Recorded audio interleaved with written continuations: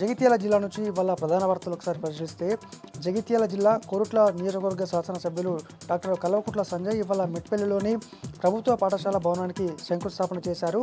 46 లక్షలకు పైగా నిధులతో రాజ్యసభ ఎంపీ దీనకొండ దామోదరరావు గారి ఇచ్చినటువంటి నిధుల నుంచి ఈ పాఠశాల భవనాన్ని నిర్మించుకోబోతున్నట్టు ఇటు ఎమ్మెల్యే డాక్టర్ కల్వకుంట్ల సంజయ్ అయితే తెలపడం జరిగింది. మరొక వార్త, జిల్లా ఎస్పీ ఇవాళ మీడియా సమావేశం నిర్వహించారు. వార్షిక రిపోర్ట్ను ఇవాళ ప్రవేశపెట్టడం జరిగింది. ఈ సందర్భంగా ఈ జిల్లా వ్యాప్తంగా మొత్తంగా రాత్రిపూట చోరీలు అయితే భారీగా పెరిగాయి. అలాగే హత్యాయత్నం కేసులు కూడా ఈ సంవత్సరం భారీగానే పెరిగాయి. అయితే రాత్రిపూట గస్తీ నిర్వహిస్తున్నాము, భారీ బందోబస్తు ఏర్పాటు చేస్తామని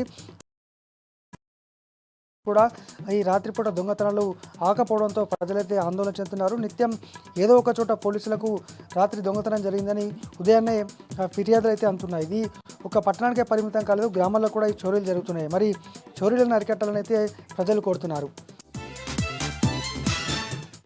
మరొక వార్త, జగిత్యాల రూరల్ మండలం కల్లెడ గ్రామంలో భర్త ఇంటి ముందు భార్య ఆందోళనకు దిగింది. కొన్ని సంవత్సరాల క్రితము ఆమెను ప్రేమించి అంటే వివాహం చేసుకున్నప్పటికీ ఇప్పుడు దూరంగా ఉంచుతున్నాడంటూ కొద్ది రోజులుగా ఆమె ఇప్పటికే పోలీస్ స్టేషన్లో ఫిర్యాదు కూడా చేసింది.